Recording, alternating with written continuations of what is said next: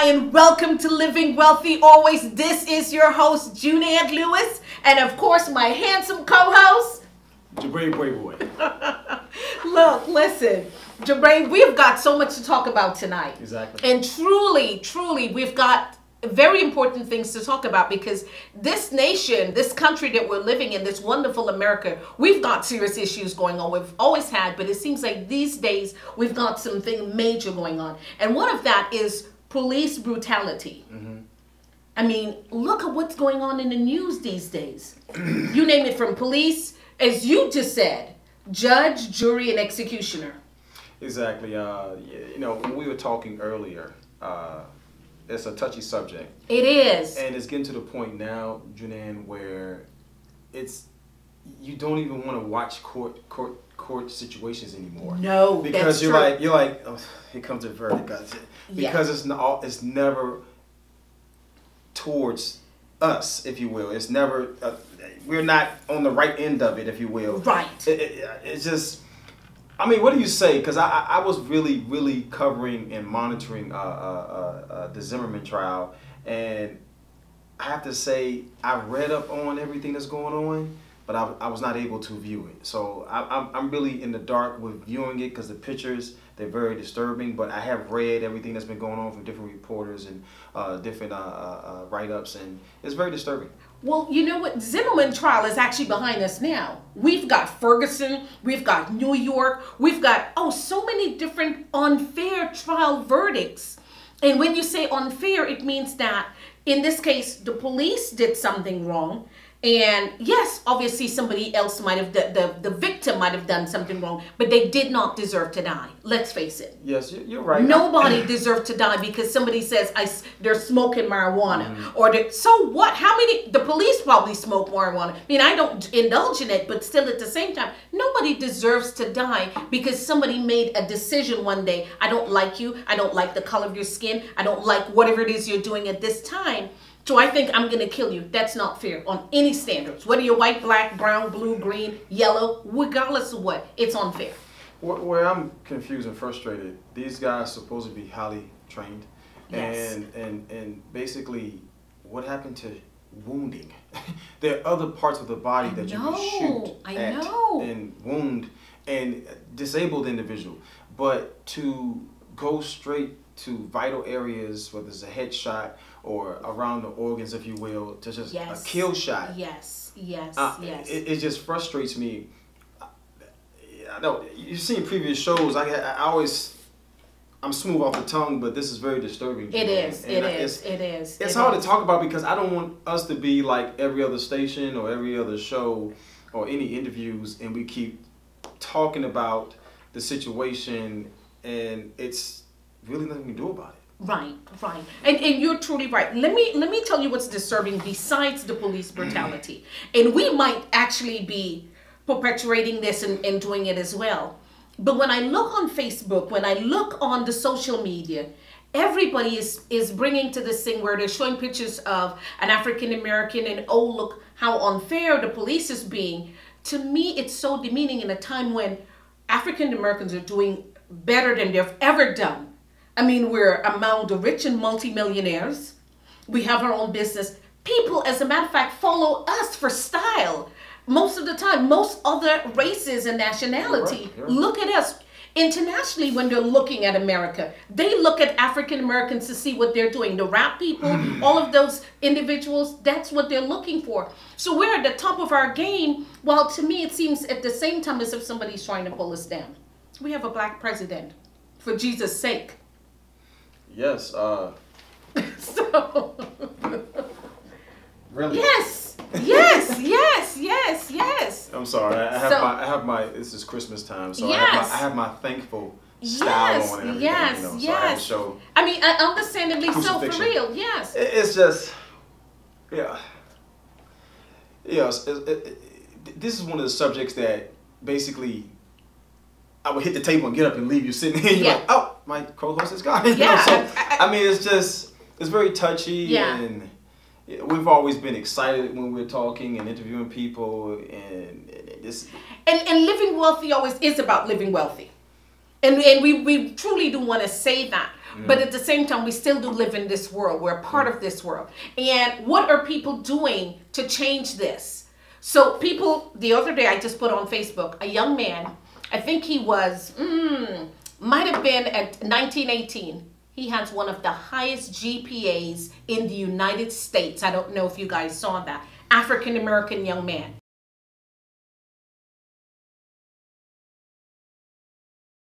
That's what we need to talk about. When people are trying to bring it down that, oh, the police brutality, da-da-da-da. At the same time, we're on top of our game as a nation, as people, and even as an entity of black people, of a race of black people, we're doing well at the same time. I'm glad you brought that up because one of my producers I'm going to work with one of my shows, Wayne Overstreet, he was stating that in the industry right now, because he has three films and everything that are green lighted right now that he's dealing with, they keep looking for in these shows to make, whether if it's a successful black doctor, lawyer, or any politician, they want the character of the black actor to become dirty, if you will. Even though they're smart and everything, want to become dirty. There is no good outcome that's gonna arrive at the end and reveal itself at the end of the show and their closure. So basically, it's like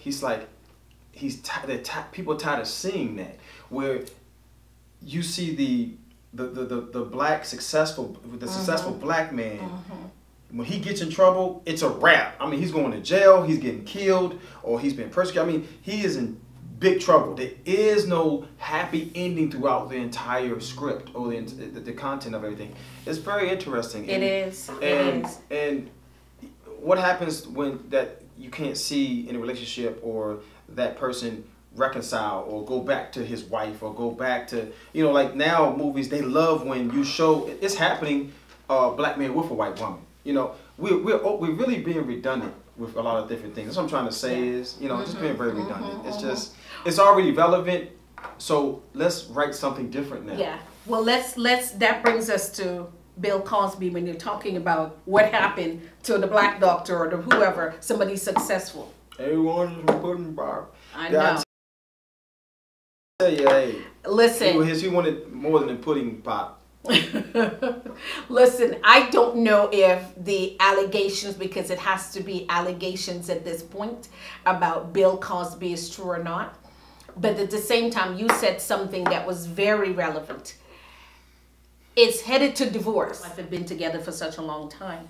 The sad part is to see a family torn apart and an accusation, and it could be true. If it is true, at this stage in his life, in this stage and age of his life, yes.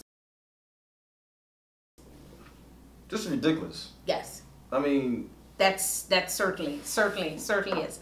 And I'm gonna tell you, I'm gonna say I hope the Cosby family can make it through this. If they can't, my best to both Mr. and Mrs. Cosby in regards to this issue. So, well, you know what though? Come on now. When you sit up here and you have your mate, you court, and then of course you get married. You court, you get engaged, then you get married. That's the process. I've been married before, so I'm kind of okay. Anyway, so when you do these things, you know your mate. If they're freaky, if they're nasty, if they're brutal, if they're verbally abusive, if they are physically abusive, all the things, you should know this. You're living with them. So what? I don't think she's going to divorce him. She knows. Like Michael Jordan's wife, she knew all these years. And Cookie, Magic Johnson's wife, Cookie, she knew more than she needed to know because he actually contracted some serious stuff. Yeah, and she still stayed in the game. And Cookie is still there today. So exactly. Look, so she knew that he loved to get down. Okay. By the way, I must interject here and say something. All of the statements made on this show does not really pertain to everybody. Jabrae's statement is Jabrae's statement, the Juneann's statement is Juneann's statement, okay? All right, so moving forward. Let's go. Right. Well, about that. Did you hear the latest? Somebody, and this might have been quite a bit a year ago, but I just saw the video. And I don't want to demean somebody, but I have to. This woman made a video saying that Michelle Obama is a man. I've never heard of anything so stupid in my life. Now, first of all, and I think when I looked, it had over 1 million something views, and people were agreeing. My sad statement is that all you have to do is Google this woman and go back and see that she was a child and see her childhood pictures as a girl. How stupid can you be?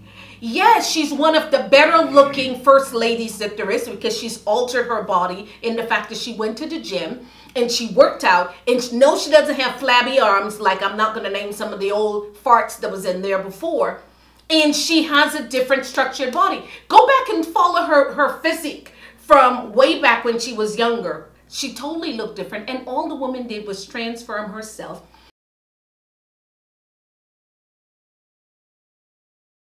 It's got to be stupid for you to say that this woman, who has 2 children, by the way, is a man. So that's my take on that. Well, speaking about transformation, we actually did an interview with a young lady by the name of Nicole Gordon. Oh my God, that's a transformation. This young lady was, we called it in there, from rags to riches. Let's take a look at the interview that we actually did with her and see what happened. Now, Nicole, welcome to the show. Thank you. Listen, having you, having you on the show means a lot to me, because your life, I've watched it evolved from one stage to another. And you are the essence of what I call living wealthy always. I always say living wealthy always is a mindset, and that through that you can achieve anything. And you are definitely one of those individuals. Now I'm going to start off just by telling a little bit about your story, but I'm going to let you finish it off. When I met Nicole, as I was telling you, Nicole was homeless, didn't have a car, mother of 3 children. Nicole had a vision and a dream, however. I remember we were once at an event. We were at a real estate event. You did not have your real estate license. And this is what struck me about this young lady. I knew at that point this woman was special, and she was somebody that was going to go places. We were at this event. Nicole had not a license, and Nicole had maybe around 10 real estate, and I'm talking about luxury professional real estate agents around her, and they're all listening in awe to this woman that they have no clue, did not have a real estate license. And she's showing them all of these luxury homes. From that point, I realized something special about you. Nicole, tell us a little bit about yourself and where you are today. So start from the beginning. Okay. Of course, you said my name is Nicole Gordon, and I am a liberator. I'm a luxury real estate agent, America's #1 real estate agent. I'm a mother of 3 children, and I just love to help people achieve their goals. Yeah, and look, I remember back in those days, you were still going to the homeless shelters and helping people. You didn't have a place to stay yourself, but you were going to the homeless shelter. The first time I met Nicole, I don't quite recall how it was, but I remember you asking me for a ride home. And when I took her home, it was to a hotel, and I was like, okay. And then I thought she didn't have a car, she didn't have this, and I just watched her move an audience, and that was powerful. So then here you are with this vision. You and I talked about it. You tried to get your real estate license. You were so insistent that you were going to be successful. Let's talk about that. When you tried to get your real estate license, and the way that you achieved it as well. Okay, well, I will say the vision definitely was always in my mind. I seen who I was and what I was doing in my mind first.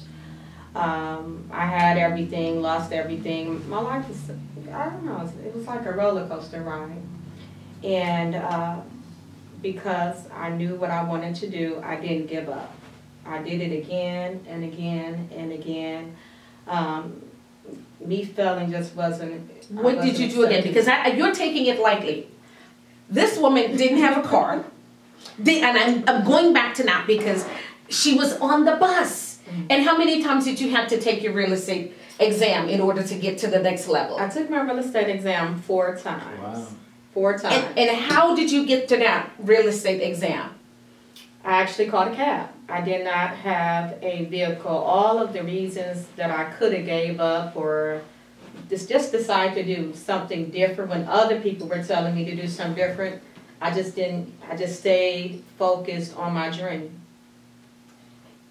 And I'm going to give you a chance to ask your question in a minute, but I want to say something to you. You had a luxury home on the market without a license. Let's tell that story. Well, that's a funny story. It's the second biggest home here in the state of Georgia. And I had this vision to get my brother's music to Tyler Perry. So I found out where he lived. I was driving, seen the gate open, and I went straight on in. Went to Tyler Perry's house, got all the way up to the door. Security guards say, you must be lost. And I said, no, I got the right place. I'm going to take this to Tyler Perry.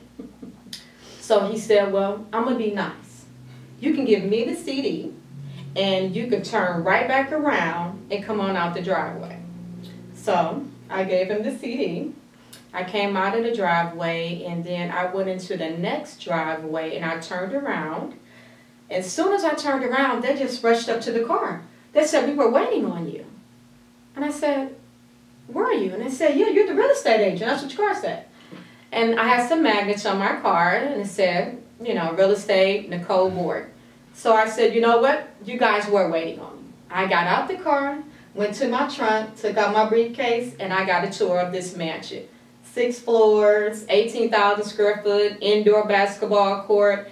And I met the owner, and he, from there, just opened up to me, and I became the agent for the property. By the way, that's what you call, when you talk about having a vision and keeping it without a real estate license, yes. Went to Tyler Perry's house, turned around, was coming out because security said she couldn't be there, and drove into somebody else's place. And they gave her her first major, the second largest home in Atlanta, Georgia deal without a real estate license. That is very true. I will say Georgia is a very strict state, so don't quite do it that way. But that's just a story. When you have a vision, yes. And you believe in your dream, you have to have hope. You have to be confident. I remember many of days I would go to show a property, I would catch a cab or bus, I would walk around the corner, and they would make jokes. Oh, Nicole, what kind of car do you have? Do you have a Bentley? Do you have a Mercedes? And I would say, you know what? It's in the shop. Because in my mind, I knew I was going to get a vehicle, and it wasn't there, but I still would, again, I would show these homes just like a $1 million agent you see on TV. I don't know if you understand what that is. Here's a woman with a vision and a dream. I would like and to she's ask, doing it. What did you learn from your vision? What did you learn from the whole episode? Because that was dangerous. Security doesn't play. I'm surprised you got up to the doorstep. You should have been out on the sidewalk. Yeah. And usually they lay you down.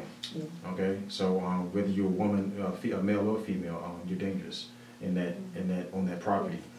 But what did you learn from that? Was there strength that you learned from it? Was it precautions that you learned from it? Did you look at the people when they did come up to you, their mannerisms? Did you see how you could now, when you sell again, how you could work? Because people are nervous too when they come out to buy. You may have a husband and wife, and the wife knows that they are in debt. But the husband's going to still trying to roll the dice because he has other monies that he's going to dump on it, or other securities, if you will, or credit that he's going to dump on it. So you can tell who's going to sit up there, because sometimes, of course, you may leave them to talk amongst themselves. Something from that. Is there anything you look for in the body language, the way they talk, their tone of voice, that they are matter of fact confident they're going to buy the house, and you got that deal and everything, or this is going to take some time? Okay, well, I'll try to have more than one answer for you. Because when you say, what did I learn? I learned several different things. When it comes to buyers, especially on the luxury side, I think everybody loves to look at high-end property. They like to know what's inside of it, what is it made out of, you know. It gives them a vision. So there's always curiosity. So with those type of buyers, you have to, they have to be vetted out. And that's true that sometimes even people, they might have it, but then it, you know, they might not have the finances in the bank, but something's going to come along, some lawsuit or with their job, something's going to come along. So when it comes to that, I had to learn firsthand that although they pulled up to the property in a nice vehicle, Exactly. or maybe they were being chauffeured in that nice vehicle. Facade. Yes, and you have a lot of that in Georgia. This is a home of many celebrities, many athletes. A lot of them come here to retire, but they retire with nothing. Exactly. So being a baby in real estate, on the luxury side, I went through a lot of getting excited when I seen somebody come and then learn, okay, well, I didn't hear back from them. It's been about a week. And I love to follow up. Usually I follow up with people in 24 hours. And it kind of let me know if they're serious or not. But on the other hand, when it comes to my life, I've met a lot of successful people. Not planned, more like on purpose because the journey that's ahead of me. I've met people such as my mentor. He is the president of Morgan & Stanley. I've met Tyler Perry, not planned. Just being at the right place at the right time or through someone else. And I believe that I met them to learn from them. Learn what to do and what not to do. And what does that feel like when it's, you know, when someone is doing that. Just to give me, again, it's almost like a child learning from their parent. So these different people I have met have poured into my life, good or bad. So with the experience too, it gave me strength, it gave me tenacity, perseverance.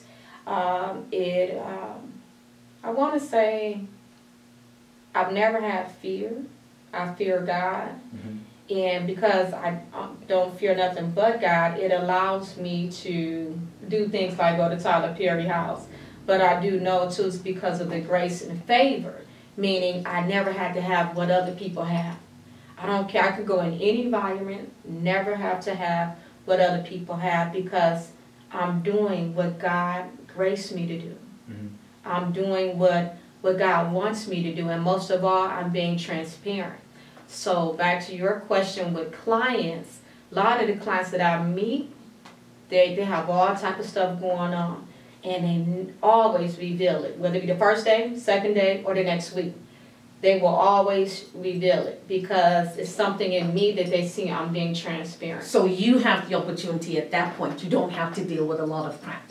No. With a lot of people that you have to deal with. Absolutely not. And that's, it brings me back to why you're on this show.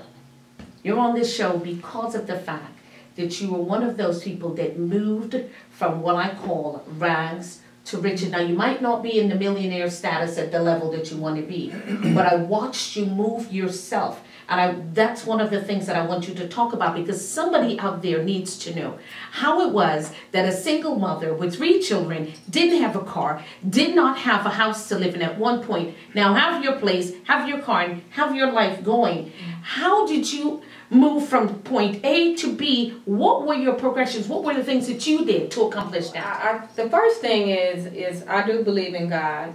I have faith and I have hope in God, and I know for me specifically is every day I woke up with the confidence of knowing who I was when I opened up my eyes and who I was when I closed my eyes, no matter what went on that day.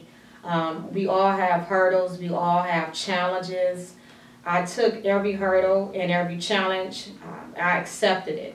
I didn't run from it. I know sometimes in life when we have things, we'll try to hide it, bury it, put a mask on top of it. You know, we'll get up in the morning, put on our suit, and we might have cuts and scars, and then we'll keep looking at them. I didn't keep looking at those scars. I didn't keep reliving that.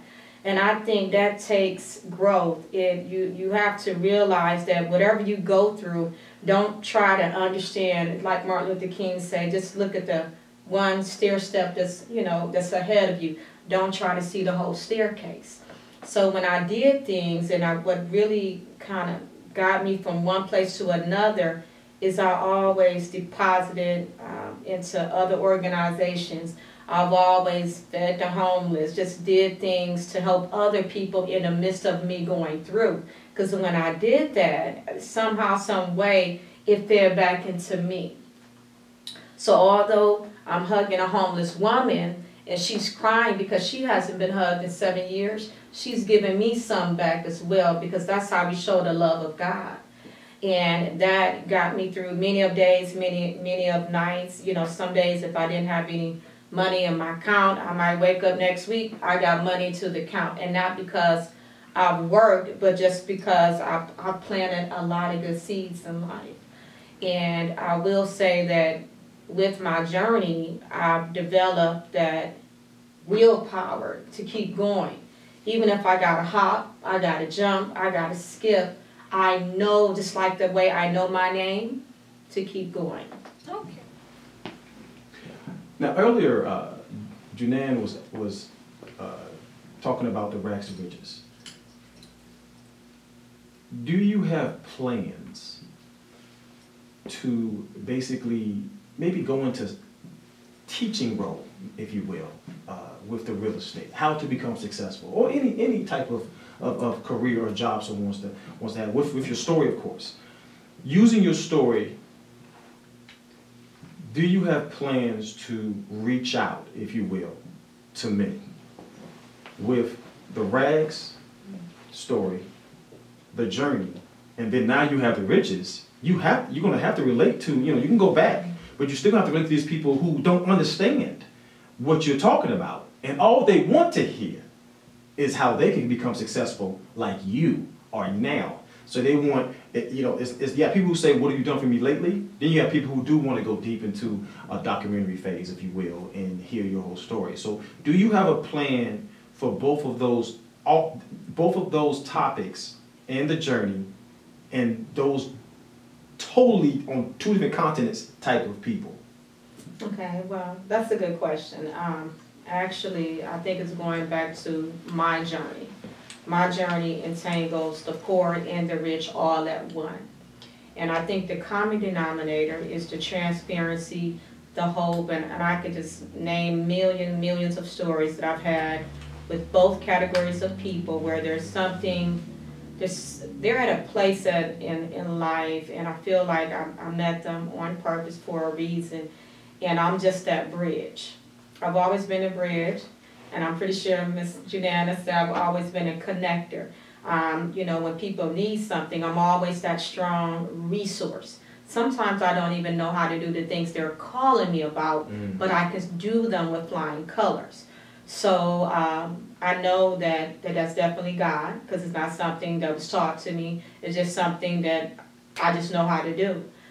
Sometimes people come to me at the last minute for major projects, conferences, shows, and there's something that they need. So with that being said, yes, they trust me. I know how to bring things together, regardless of the time. When you're doing what you love, you don't need a lot of time. You just need to do what you love, and it'll always come together. But to be specific in answering your question, there is a book inside of me. It's not just for real estate. It's for everybody. And that book I'm writing right now. It's called Never Shortchanged. And it has a spiritual reality to it. It's about, some of it's about how to go through when you're going through. Now, going through something there's no income qualification. I've met wealthy people that are going through something just like the way I was going through something in my rag stages. I can name plenty of celebrities, but I won't do that on camera, who, again, just because they felt this comfortability with me, have shared. And when I learned that what they were going through was just like what I was going through, but everything on the outside, it didn't look nothing like what they were going through on the inside, it reminds me of myself. So at the same time, regardless of what level you are in life, you can live in two worlds at one time, which is really what my book is about. Well, good. Nicole, I sincerely thank you for speaking with us. Oh, that was powerful. Yes, it whoa, was. Yes, whoa, it whoa. Very Especially when she spoke about the part about being at Tyler Perry's home.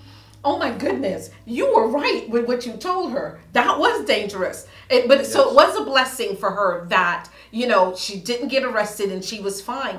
And then to come out of there and turn around and go into somebody's home and get a sale from that. Whoa.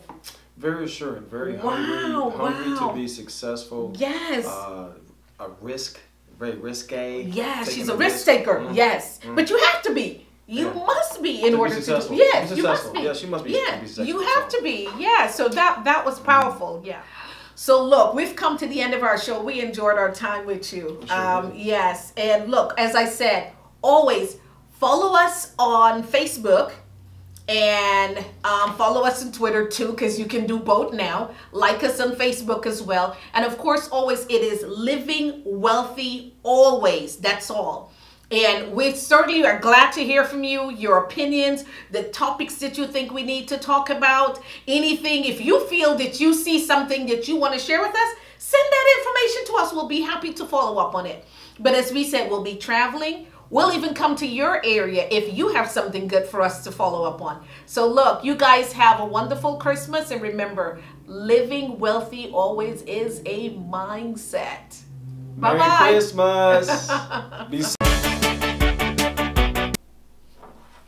That was powerful. Yes, it was. I mean, especially the part where she talked about being at Tyler Perry's house.